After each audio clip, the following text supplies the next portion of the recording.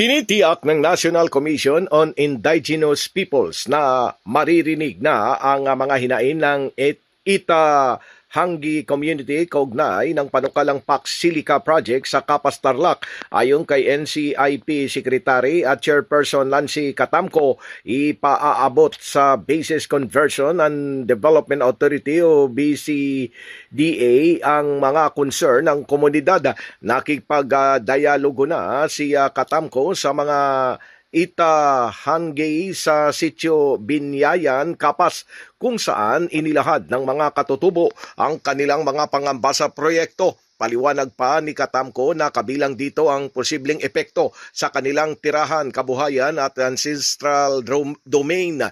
Nauna nang nagsagawa ang NCIP ng census at validation sa sitio Sapang Kawayan upang matukoy ang mga katutubong maaaring maapektuhan ng proyekto.